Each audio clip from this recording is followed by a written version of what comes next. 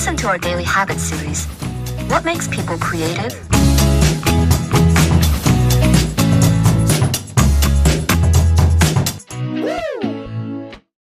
Hey everyone, today we have Diana Yeghikyan here from Armenia, who is a talented artist that will be sharing her tips on what keeps her motivated every day and how to stay creative.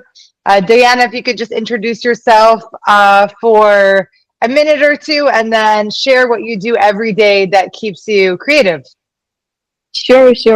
Hello, everyone. I'm Diana. I'm from Armenia, and I do 2D art. I do illustrations. I worked with different companies like Disney, and we're currently working on a book called Little Big World.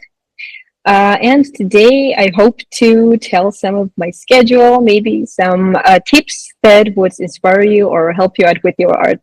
What are your daily tips? What do you think you do that is something unique that people would be curious about in how you motivate yourself and how you stay creative? Sure. So the thing that comes up to my mind, the very first thing is art inspires art and artists inspired artists. So what I would suggest is to look at what other people are creating, because people are so different and everybody is so interesting and everybody has different backgrounds. That's why I love traveling much. So, and I'm not only talking about going on Pinterest or ArtStation. I would suggest even to go to the museums and to look at traditional artists also.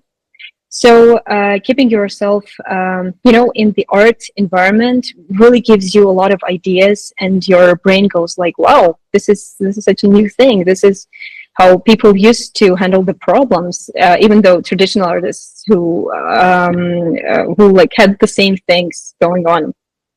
So this is one of the things. The second thing is music inspires. So music is also art. So music would really inspire you to do a lot of atmospheric stuff. So for example, if I have a project which is medieval or Japanese, which is also on the background, I would usually put on some really atmospheric music could be from the movies, could it be from the cartoons, and it would really immerse you to that, to that world, and you kind of teleport yourself, and your brain just, goes like, okay, I'm gonna meditate now on this.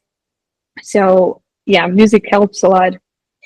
And another thing is the environment that you create around yourself. I think it's pretty important, and it might sound funny or weird, but I do this thing and it really helps a lot. And I do have right here on the outside of the wall. I can't really show, but what I do is I print out some of the artworks of my favorite artists, or maybe some TV shows that I really loved, like artworks, or could be screenshots, and I would put them on the wall.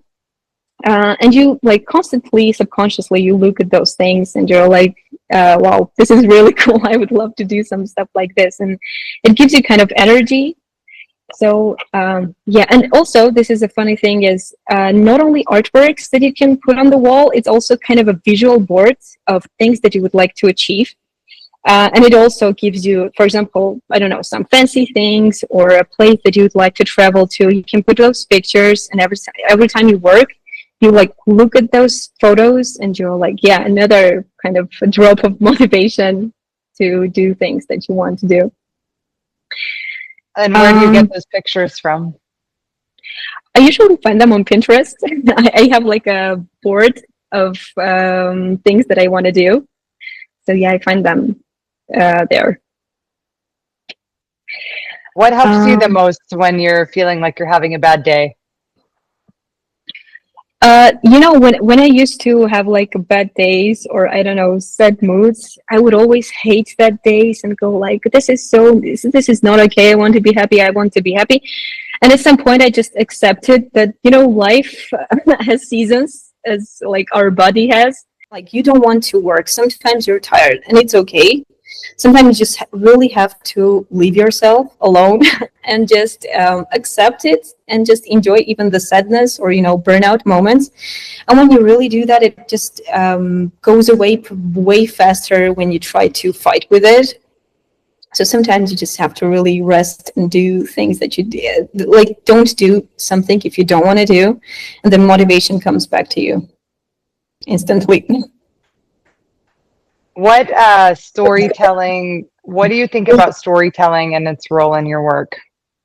Well, storytelling is the most fun part because telling stories and because you can tell stories in so many different ways, and all of the people choose to tell stories in their own way. Some people even tell stories in music and art. So what I chose to do is to tell stories through visual storytelling and maybe with colors. I think it's very cool for me to transcend that feeling, that stories through moods and atmospheres in the artworks. So it's very like the deeper I go into this topic, more interesting things I find that like by different colors you can tell different moods and stories. And for example, you have the same picture, you have the same location or composition, but with different colors, you can tell like so many different stories in just one picture. So this is really something that I find important and fun to do.